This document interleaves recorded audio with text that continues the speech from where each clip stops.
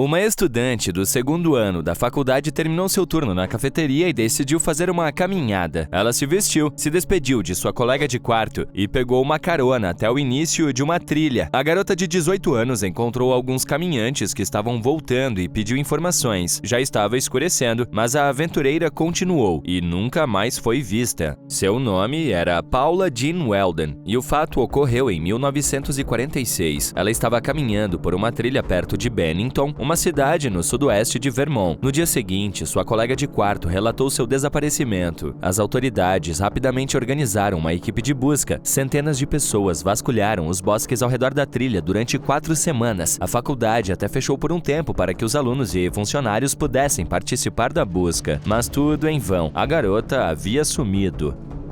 Paula não fez uma mala. Não levou roupas extras nem dinheiro. Todas as evidências sugerem que ela não esperava ficar fora por mais de 2 horas.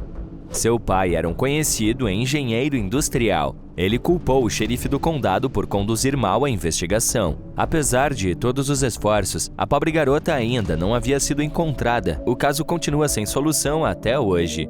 Mas essa não foi a primeira vez que alguém desapareceu nas florestas de Vermont. 1 ano antes, Midge Rivers, um homem animado de 74 anos, era o guia de um grupo de 4 caçadores. Ele chegou a uma bifurcação na estrada com seu genro e disse que andaria uma pequena distância por um dos caminhos. Afinal de contas, não queria perder a hora do almoço no acampamento, mas essa foi a última vez que foi visto. O grupo que ele havia acompanhado procurou o homem durante toda a tarde antes de chamar a polícia. Em seguida, foi feita uma busca mais extensa, mas não houve resultado algum. O homem local era um caminhante experiente e estava bem familiarizado com a trilha. Mesmo assim, havia desaparecido. Bombeiros, voluntários e até militares não conseguiram encontrá-lo após um mês de buscas. Tudo o que acharam foi um cartucho que Midge deixou cair em um riacho próximo. As autoridades locais ainda não solucionaram o caso. Na época, ninguém sabia, mas Midge e Paula eram apenas o começo. Em apenas meia década, 5 pessoas desapareceram nessa região de Vermont. Os anos se passaram, mas ainda assim ninguém conseguia explicar os sumiços. Por isso a área recebeu seu nome, Triângulo de Bennington, em homenagem ao famoso Triângulo das Bermudas, onde navios e aviões têm desaparecido há séculos. Em 1949, o sumiço mais intrigante ocorreu no Triângulo de Bennington. Um veterano de 68 anos, James Tedford, embarcou em um ônibus local. Ele estava voltando para casa depois de visitar seus parentes em St. Albans. A família o levou até a estação de ônibus e 14 testemunhas afirmam que o homem ainda estava no veículo na última parada antes de Bennington, mas nunca desceu lá. Sua bagagem ainda estava no bagageiro e um horário de ônibus aberto estava em seu assento vazio. Aparentemente, o homem havia desaparecido no ar enquanto estava em um veículo em movimento. E a outra coisa estranha, ele sumiu exatamente na mesma data em que a estudante universitária havia sido vista pela última vez 3 anos antes. A pessoa mais jovem a desaparecer misteriosamente foi uma criança de 8 anos. Paul Jepson estava com sua mãe enquanto ela trabalhava na fazenda da família. Quando voltou depois de alimentar os porcos e deixar o filho sozinho por cerca de 1 hora, a mulher não conseguiu encontrar a criança. Os moradores locais logo formaram grupos de busca e o xerife local levou cães rastreadores.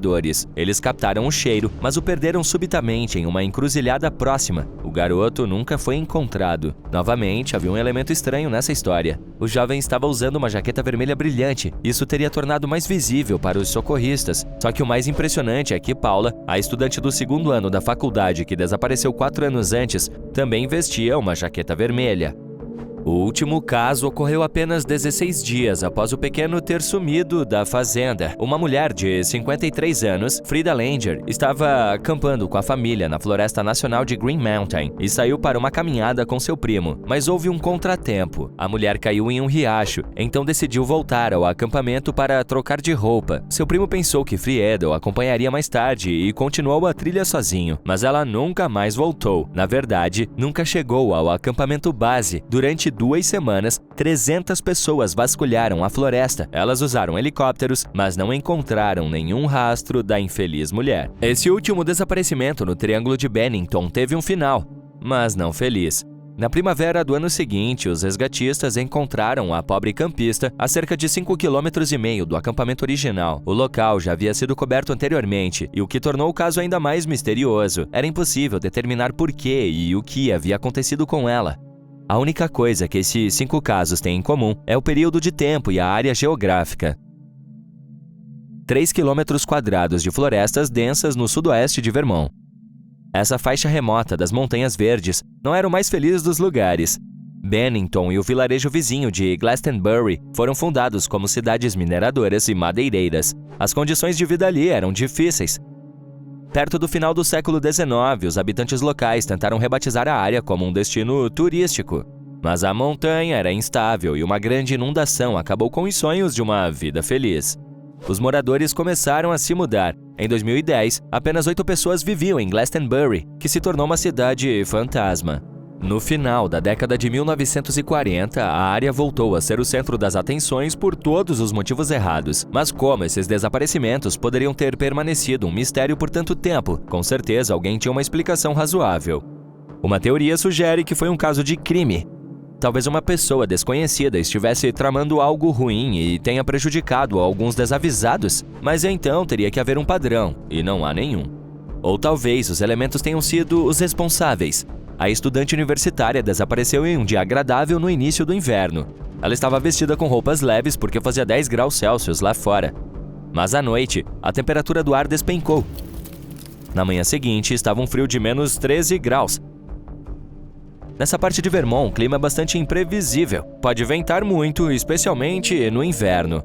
Talvez o mau tempo e a floresta densa tenham confundido as pessoas desaparecidas. Recentemente, um caso surpreendentemente semelhante aconteceu por lá. Um estudante universitário se perdeu em meio a uma forte neblina no topo da montanha Glastonbury. Quando não voltou para casa, sua noiva chamou a polícia. Os policiais estaduais imediatamente saíram para procurá-lo, mas estava muito escuro e com muita neblina para enxergar alguma coisa. Felizmente, o encontraram na manhã seguinte. O rapaz se perdeu por causa da neblina espessa. Conseguiu encontrar o caminho de volta à trilha somente depois que as condições climáticas melhoraram. Essa história teve um final feliz, mas será que esse incidente poderia explicar o que aconteceu com as pessoas que sumiram há mais de 70 anos? As montanhas ao redor de Bennington estão repletas de poços de minas abandonados, uma lembrança da história da cidade. Um caminhante perdido na neblina poderia facilmente cair em um desses poços e não teria como sair.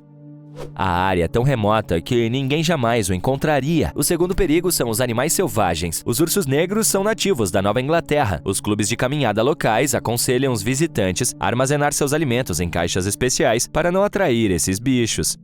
A Floresta Nacional de Green Mountain fica no meio do Triângulo de Bennington. Atualmente, essa popular área de recreação está a um dia de carro de 70 milhões de pessoas que vão até lá para acampar, fazer caminhadas e praticar mountain bike. Mas será que todas sabem sobre os 5 desaparecimentos misteriosos? Acho que agora eu não me atreveria a me aventurar neste pedaço remoto da natureza selvagem de Vermont.